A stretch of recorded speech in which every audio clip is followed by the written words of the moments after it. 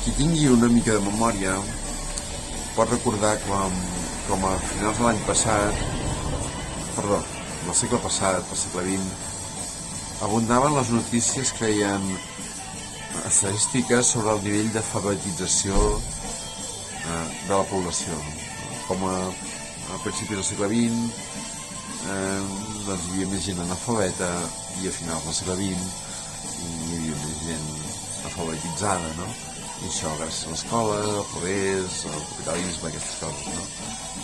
No obstant, avui en dia, en el segle XXI, ja no parlem d'analfabetisme analògic, en el sentit d'escriure, llegir, saber l'alfabet i aquestes coses, sinó que anem un pas més enllà. I avui en dia amb el que ens trobem és amb l'analfabetisme digital, no? L'analfabetisme digital què és? Que en aquestes maquinetes, no? Els mòbils i tot lo digital, ordinadors, etc. No? I clar, jo veient les estadístiques, les coses, avui aquest any som 2024. Just va ser el 2004 quan es va crear Facebook, que no era pas la primera xarxa social, perquè la primera va ser LinkedIn, va ser la segona, però en qualsevol cas Facebook va experimentar un creixement molt important aquells anys i bé, va ser al principi de les xarxes socials, no? Tal com les coneixem ara, no? I llavors, clar, l'analfabet del segle XXI, o podem dir des de fa 20 anys, ja no és l'analfabet que no té mòbil o no té ordinador, no té connexió a internet, sinó és la persona que no sap fer les xarxes socials o no sap fer els mòbils, la informàtica, l'internet, etc. I també l'analfabet d'avui en dia no és aquesta persona que no sap fer les xarxes o els jocs o aquestes coses, sinó que pel que fa a la burocràcia sabem quina és,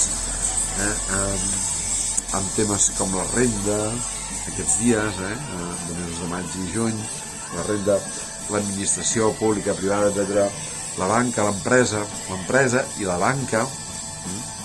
Quan parlem de burocràcia pura i dura és administració, empresa i banca i altres. Anant un pas més enllà, ara que es parla tant de la intel·ligència artificial, també és un salt qualitatiu en el que amb les persones que no sàpiguen utilitzar la intel·ligència artificial doncs seran les analfabetes de la resta del segle. Llavors, perquè ens prendran la feina i sàpiga, la gent que sàpiga anar a fer la intel·ligència artificial ens prendrà la feina, els que anem peixos amb això, no? Llavors, clar, Facebook té 20 anys, o sigui, les xarxes socials fa 20 anys que estan amb nosaltres i han experimentat un creixement abismal, no? Llavors, clar, la burocràcia, que és aquestes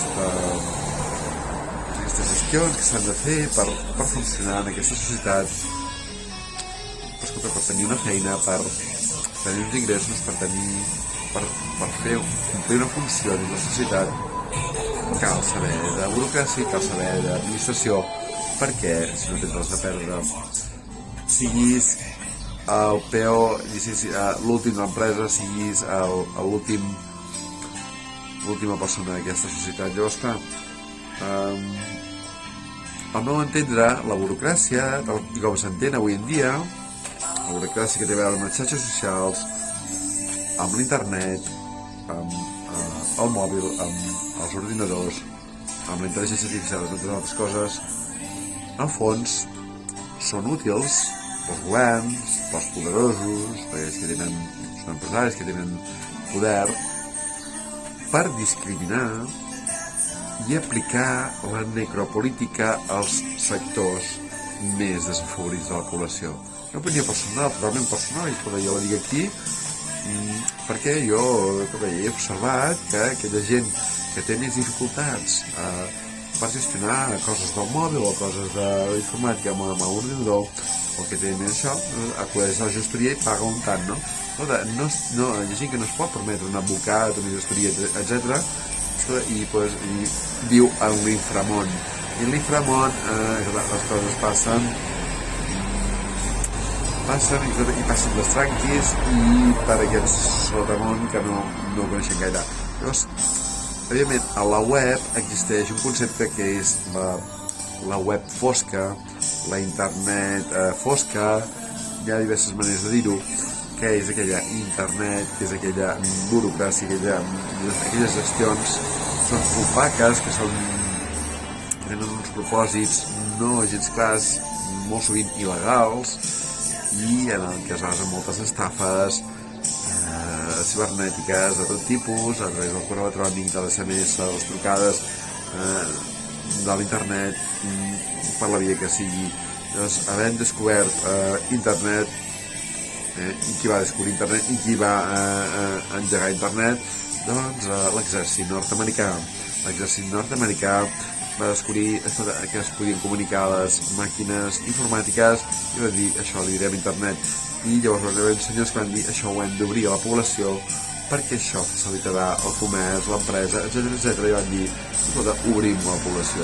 Això neix de l'exèrcit. L'exèrcit, no només americà, sinó els exèrcits dels mons, són pioners en molta tecnologia, nova tecnologia i tecnologies molt avançades, i aquestes tecnologies dels quals els pioners han sigut l'exèrcit de les nacions més poderoses del món, han acabat arribant a la població.